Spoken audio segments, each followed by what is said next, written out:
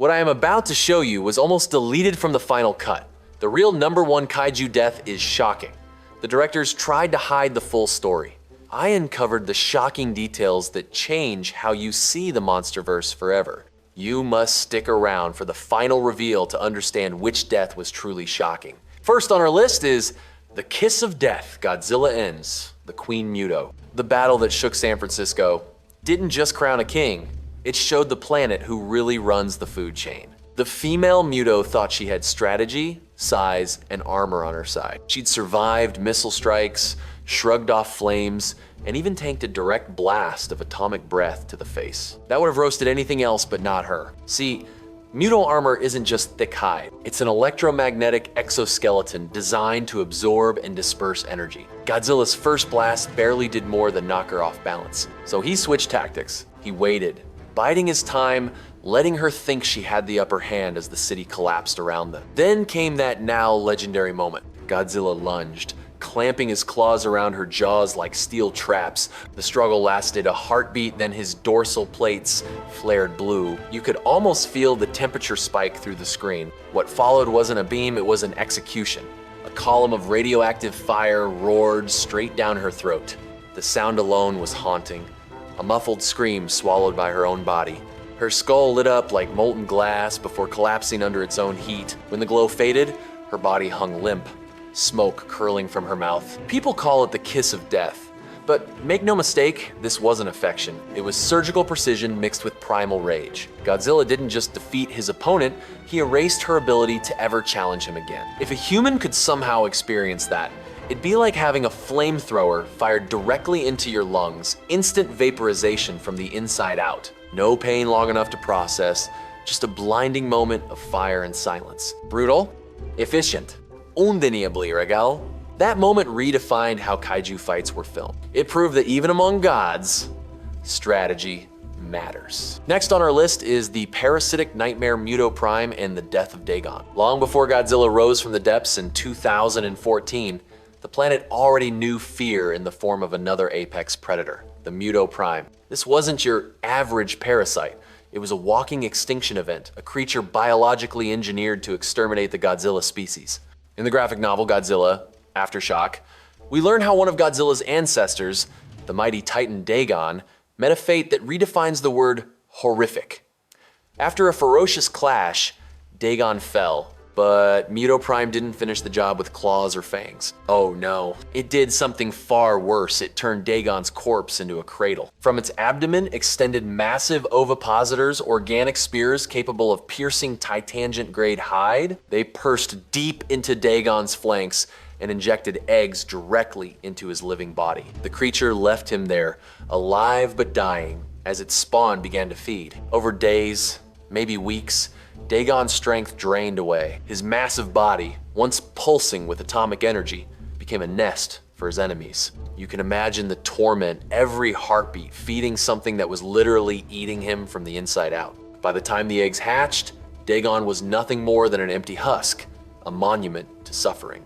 The young Mutos feasted on his remains before moving on, continuing the cycle. It's the single most nightmarish death in the MonsterVerse's lore, and it gives context to why Godzilla despised the Mutos so deeply when they resurfaced millennia later. This wasn't random animosity, it was genetic memory species, level vengeance. Every blast, every roar in 2014 carried the weight of what happened to Dagon. When Godzilla tore through the Mutos in San Francisco, it wasn't just victory, it was justice written in radiation.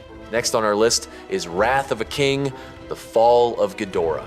If the MonsterVerse had a devil, it wasn't Mechagodzilla or even Muto Prime. It was Ghidorah, the false king, a cosmic invader who came to Earth not to conquer, but to rule. This creature wasn't born of our planet's natural balance. He was chaos given form, a storm with 3 heads and one will to dominate. When Ghidorah arrived, he didn't bring destruction, he became it. Cities turned to ash under his lightning, oceans boiled, and every titan that sensed his presence bowed in submission. Every titan but one. Godzilla wasn't just fighting for territory this time, he was fighting for Earth itself. Their final confrontation in Boston was apocalyptic. Ghidorah raining lightning from the skies while Godzilla crawled from the rubble, burning with radioactive rage. But here's what made this death so much more than a victory. It was personal. Ghidorah had humiliated Godzilla once before, dropping him from the stratosphere like a broken toy. This time, the King of Monsters wasn't settling for a rematch. He was making a statement. As the fight reached its climax, Mothra's sacrifice recharged Godzilla's atomic core. You could see it, his skin glowing molten red, his body turning into a living reactor. Every step he took melted the streets beneath him. Ghidorah lunged, hissing.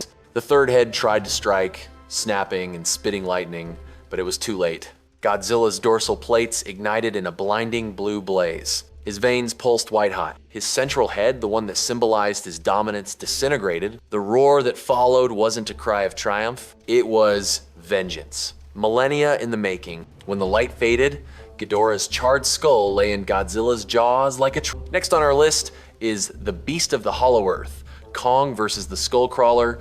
Now, while Godzilla rules the oceans and the surface, there's another name that commands fear below the clouds, Kong. The last of his kind, the guardian of Skull Island. His story is one of rage and retribution. And when we talk about deaths, nothing defines Kong's raw savagery better than his battle with the giant Skullcrawler, the same species that unalived his parents. By the time they clashed in 1973, Skull Island was already a nightmare ecosystem. The air shimmered with volcanic heat, the ground shook with every footstep, and the humans caught in the middle were ants in a god's war zone. The Skullcrawler had grown massive, long, sinuous, armored, and smart enough to use its environment to its advantage. Kong, still young but burning with vengeance, came face to face with the monster that had haunted his existence since birth. The fight that followed was less of a duel and more of an exorcism. They tore through the jungle, crashed through cliffs, shattered ancient ruins, and painted the landscape in chaos. The Skullcrawler clawed, bit, and even wrapped its tongue around Kong's arm, trying to drag him in. It didn't just want to unalive him, it wanted to humiliate him. That mistake cost it everything. In one of the most graphic, jaw-dropping finishes ever animated in a MonsterVerse film, Kong let the beast swallow his arm whole and then ripped its guts out through its mouth. The scream that followed wasn't just pain, it was despair. The Skullcrawler's eyes bulged, its body convulsed, and streams of blood poured from its jaws as Kong yanked free the tangled mess of organs. If you imagine that from a human perspective, it's like having your entire digestive tract pulled out of your throat while you're still conscious. Seconds of agony that feel like eternity. But what made it hit even harder was the symbolism. That moment wasn't just revenge for his parents, it was Kong's ascension. His roar afterward wasn't a celebration, it was a declaration. Skull Island was his now. And what's wild? He didn't unalive for pleasure.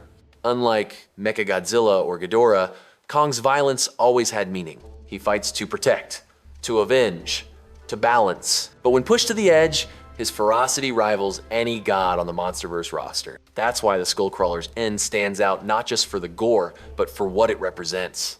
The transformation of a grieving child into a king of beasts, the mechanical execution, Mechagodzilla's test run of terror. If Godzilla is a god of nature, Mechagodzilla is what happens when humans try to play God. Built by Apex Cybernetics as the ultimate juggernaut wasn't designed for defense, it was built to dominate. The first time we see it in action, the tone is clear, cold, clinical, and terrifying. Could have taken on Kong himself. As the containment doors open, the creature lunges forward, all instinct and it charges for a moment, and then the blast rips through the Skullcrawler's open mouth, searing a perfect vertical line down its body. The laser doesn't just unalive it, it dissects it. You can see the split form fall apart in slow motion, halves peeling away as if gravity itself hesitated to let go. Next on our list is the D-Spine Death, Godzilla's most ruthless unalive. Deep in his underwater lair, Godzilla discovers an intruder, a grotesque fish-like titan known as the Fish. This creature had the audacity to invade his home, pollute his waters, and challenge his rule. That's all it took. Godzilla didn't waste time with atomic breath or displays of energy. This wasn't about putting on a show, it was about sending a message. He lunged forward, claws tearing through the water, his massive jaws locking onto the fish's body. The intruder fought back, thrashing wildly, snapping at his gills. But Godzilla didn't flinch. Instead, he wrapped his arms around the creature and ripped its spine out of its body. The image is burned into the minds of anyone who's read the comic. Godzilla towering over his fallen enemy, holding its still steaming backbone in his claws like a trophy. It's an act so visceral that even fans who've seen kaiju crushed, melted, and exploded couldn't believe what they were seeing. Think about what that means for a second. Godzilla could have vaporized this thing instantly, but he chose not to. He wanted this intruder to feel it, to understand, in its last seconds of life, the price of disrespecting the king. The fish had invaded the sacred throne room of the king of monsters. Godzilla responded not as a reactor of radiation, but as an apex predator defending his domain. The Monsterverse has given us some of the most spectacular creature battles ever put to screen, but beneath the explosions and roars, there's something deeper. Each of these deaths reveals a side of the Titans we often overlook. The Mutos showed us Godzilla's intellect, the precision of a hunter who knows exactly where to strike. Muto Prime revealed the cruelty of evolution itself, how nature can create monsters that weaponize life. Ghidorah's end was pure vengeance, the triumph of balance over chaos. Kong's Skullcrawler execution proved that even a protector can become a monster when pushed to the edge. Mechagodzilla's test Unalive showed humanity's arrogance, trying to out-monster the monsters. And Godzilla's despining of the fish? That was the pure embodiment of dominance nature reasserting its throne. In the end, every creature's fall adds another chapter to that ongoing cycle of destruction and rebirth. And that's what makes the Monsterverse so magnetic. It's not just about who wins, it's about how they win, why they unalive. So now you know the truth behind the most shocking ends. Tell me which kaiju death you think was the most deserved. Let me know which Titan you believe suffered the most in their final moments. Share your own ranking in the comments below. Follow for more analysis that uncovers the hidden stories behind your favorite cinematic monsters.